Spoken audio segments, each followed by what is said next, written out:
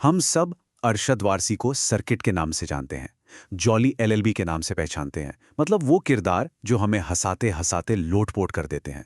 लेकिन उनकी असली कहानी किसी कॉमेडी फिल्म से कहीं ज्यादा गहरी है। ये एक ऐसे इंसान की कहानी है जिसने बचपन से ही जिंदगी के वो सबक सीखे जो किसी किताब में नहीं मिलते।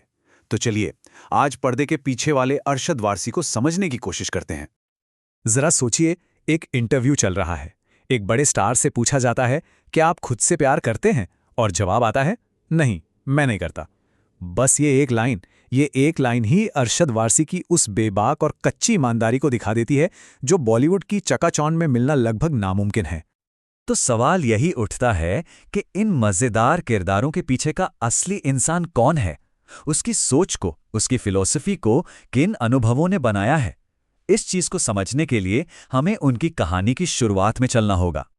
हर इंसान की कहानी की नींव उसके बचपन में रखी जाती है, और अरशद की कहानी की नींव सच कहूं तो मुश्किलों और अकेलेपन से बनी थी। बहुत ही छोटी उम्र में उन्हें बोर्डिंग स्कूल भेज दिया गया और वहां पर उन्होंने जिंदगी का शायद सबसे मुश्किल सबक सीखा, अकेले कैसे रहा जाता है। इसी अकेलेपन ने एक तरह से उन्हें आत्मनिर्भर बना दिया, आने वाले तूफानों के लिए तैयार कर दिया। उनकी जिंदगी का एक ऐसा अफसोस है जो उन्हें आज तक परेशान करता है। बात उनकी मां की आखिरी रात की है। वो बार बार पानी मांग रही थीं, लेकिन डॉक्टर ने मना किया था, तो अरशद ने उन्हें पानी नहीं दिया और उसी रात वो चली गईं। वो आज भी कहते हैं कि काश मैंने पानी दे दिया होता। ये एक ऐसा बोझ है जो वो शायद हमेशा अपने साथ लेकर चलेंगे। अपने माता पिता को खोने के बाद जिंदगी सिर्फ अकेली नहीं रह गई थी, अब ये एक जंग बन चुकी थी। एक ऐसी जंग जिसमें हर दिन बस जिंदा रहने के लिए लड़ना पड़ता था। उनकी सर्वाइवल की कहानी किसी फिल्मी स्क्रिप्ट से कम नहीं है। घर चलाने के लिए उन्होंने क्या क्या नहीं किया। घर घर जाकर कॉस्मेटिक्स बेचे, एक फोटो लैब में काम किया, थिएटर किया, फिर कोरियोग्राफी की। मतलब जो काम मिला वो किया। 850 रुपए ये सिर्फ एक नंबर नहीं है, ये उनके उस वक्त के संघर्ष की पूरी कहानी कह देता है। ये उनकी मां के हर हफ्ते के डायलिसिस का खर्च था। और सोचिए, जब कमाई ही कुछ 100 रुपए हो तो हर हफ्ते इतने पैसे जुटाना किसी पहाड़ को उठाने जैसा रहा होगा। ये आंकड़ा उस दौर की बेबसी को साफ साफ दिखाता है। माता पिता के जाने के बाद उनके पास बैठकर रोने या शोक मनाने का वक्त तक नहीं था। समाज का प्रेशर था, हालात का प्रेशर था कि एक मर्द की तरह सब कुछ संभालना है, मजबूत दिखना है। वो बताते हैं कि उस वक्त उन्होंने अपना सारा दुख अंदर ही दबा लिया था और करीब 1 महीने बाद जब वो अकेले थे तब फूट फूट कर रोए थे। खैर, जिंदगी की ये लड़ाई लड़ते लड़ते वो एक नई दुनिया में पहुंचे, बॉलीवुड। और यहां के नियम और यहां का सच बिल्कुल ही अलग था।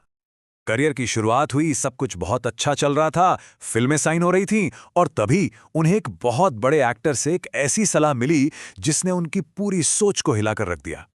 ये शब्द थे सुपरस्टार जितेंद्र के। उन्होंने अरशद को पहले ही बता दिया था कि बेटा, ये जो शोहरत है ना, ये जो कामयाबी है, ये एक दिन चली जाएगी, लेकिन उस वक्त हिम्मत मत हारना। अब उस समय तो अरशद को ये बात थोड़ी अजीब लगी, पर यह एक भविष्यवाणी साबित होने वाली थी। और हुआ भी वही। कुछ फिल्मों के बाद उनके पास करीब करीब 4 साल तक कोई काम नहीं था। वो इंडस्ट्री से जैसे गायब ही हो गए थे। किसी भी आउटसाइडर के लिए इतने लंबे गैप के बाद वापस आना लगभग नामुमकिन होता है, पर अरशद ने ये कर दिखाया। इंडस्ट्री का पाखंड या कहूं कि दिखावा उन्होंने बहुत जल्दी देख लिया था। अपने पहले ही इंटरव्यू में उनसे पूछा गया कि 1 लाख रुपए मिले तो क्या करोगे? उनका जवाब एकदम सीधा था, जेब में 1500 रुपए हैं, लाख रुपए मिले तो दोस्तों के साथ पार्टी करूंगा। वहीं उनके को स्टार ने क्या कहा? मैं तो सारे पैसे अपनी मां को दे दूंगा।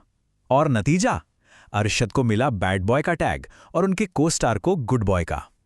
ये उनकी पहली सीख थी कि बॉलीवुड में सच बोलने से ज्यादा सही जवाब देना जरूरी है। तो इन सभी उतार चढ़ावों से अरशद ने स्टारडम और सक्सेस के बारे में कुछ बहुत गहरे सबक सीखे। अरशद वारसी शाहरुख खान की सक्सेस का जो एनालिसिस करते हैं वो कमाल का है। वो मानते हैं कि सिर्फ टैलेंट होने से कोई लंबे समय तक स्टार नहीं रह सकता। शाहरुख के पास टैलेंट तो है ही, लेकिन उसके साथ साथ उनके पास जबरदस्त इंटेलिजेंस है। वो जानते हैं कि खुद को एक प्रोडक्ट की तरह कैसे बेचना है और वक्त के साथ कैसे बदलना है। यही फर्क है कुछ साल की सक्सेस और दर्शकों के स्टारडम में। लेकिन ये सिर्फ बिजनेस की समझ नहीं है। अरशद शाहरुख खान के व्यवहार के भी कायल हैं। वो कहते हैं, आप मुझे बिगाड़ रहे हैं, अब से मैं हर इंसान की तुलना आपसे करने वाला हूं। मतलब उनके लिए सफलता का मतलब सिर्फ टैलेंट या पैसा नहीं, बल्कि एक अच्छा इंसान होना भी है। तो इन सभी अनुभवों को मिलाकर आखिर अरशद वारसी की जिंदगी का फलसफा क्या बना? उनकी सबसे गहरी सीख क्या है? उनकी नज़र में सफलता का रास्ता सीधा सपाट नहीं होता। वो मानते हैं कि हर एक अच्छे काम तक पहुंचने से पहले आपको 5 बुरे काम करने पड़ते हैं।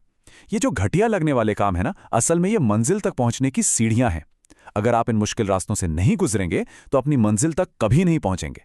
मतलब संघर्ष कोई रुकावट नहीं, बल्कि खुद ही एक रास्ता है।